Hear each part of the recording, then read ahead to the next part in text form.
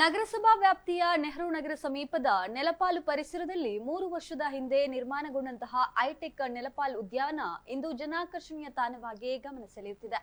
ಹಲವು ವಿಶೇಷತೆಗಳನ್ನ ಹೊಂದಿರುವಂತಹ ಈ ಪಾರ್ಕ್ಗೆ ದಿನಂಪ್ರತಿ ಮಕ್ಕಳ ಸಹಿತ 50ಕ್ಕೂ ಮಿಕ್ಕಿ ಮಂದಿ ಭೇಟಿ ನೀಡಿ ಖುಷಿ ಪಡ್ತಾರೆ.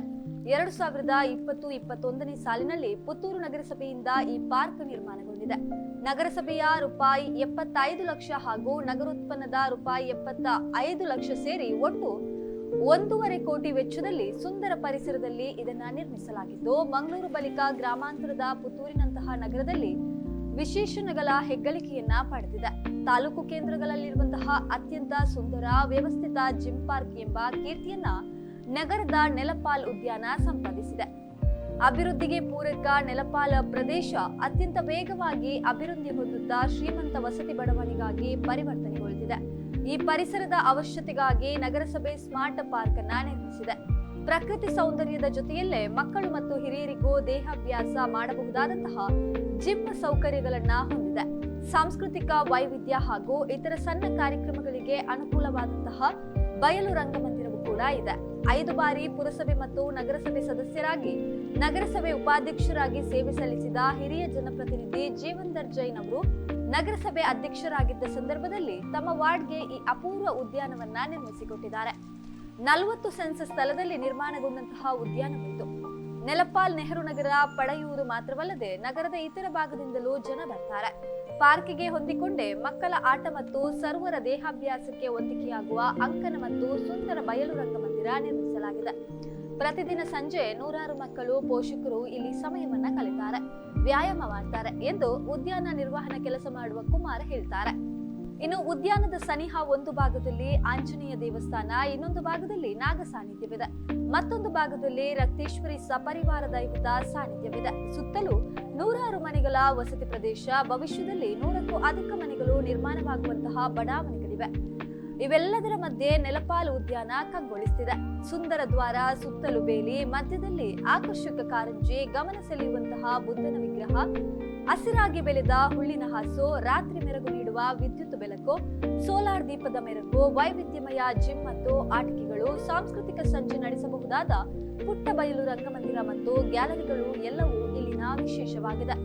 ನಗರಸಭೆಯಲ್ಲಿ ಅಭಿವೃದ್ಧಿ ವಿಷಯಗಳಲ್ಲಿ ಶೇಕಡಾವಾರು ಅನುದಾನ ವಿಂಗಡಣೆ ಸರ್ಕಾರ ನಿಯಮಾವಳಿ ಪ್ರಕಾರ ಕಡ್ಡಾಯ. ಅದರಂತೆ ಪಾರ್ಕ್ ಅಭಿವೃದ್ಧಿಗೆ ಮೀಸಲಿಟ್ಟ ನಿಧಿಯಲ್ಲಿ ನೆಲಪಾಲು ಉದ್ಯಾನ ನಿರ್ಮಿಸಲಾಗಿದೆ. ಪ್ರಸ್ತುತ ಹನುಮಾನ್ ಫ್ರೆಂಡ್ಸ್ ಅವರು ನಿರ್ವಹಣೆ ಮಾಡುತ್ತಿದ್ದು, ಭವಿಷ್ಯದಲ್ಲಿ ನಗರಸಭೆಯಿಂದಲೇ ನಿರ್ವಹಣೆ ಆಗುವಂತಾಗಬೇಕು ಎನ್ನುವ ನಿಟ್ಟಿನಲ್ಲಿ ನಗರಸಭೆಗೆ ಮನವಿಯನ್ನ ಮಾಡಿದ್ದಾರೆ.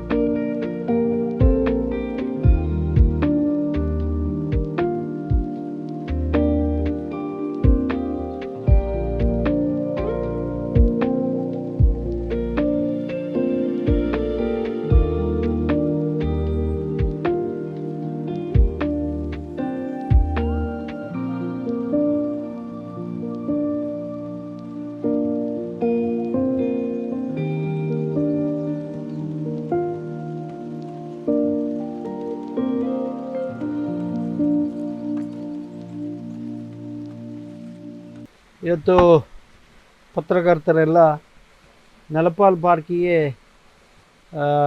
ವಿಸಿಟನ್ನು ಕೊಟ್ಟಿದ್ದೀನಿ. ನಾನು ಪ್ರಥಮವಾಗಿ ಅವರಿಗೆ ಆರ್ಥಿಕ ಸ್ವಾಗತವನ್ನು ಬಯಸ್ತಾ ಇದ್ದೀನಿ.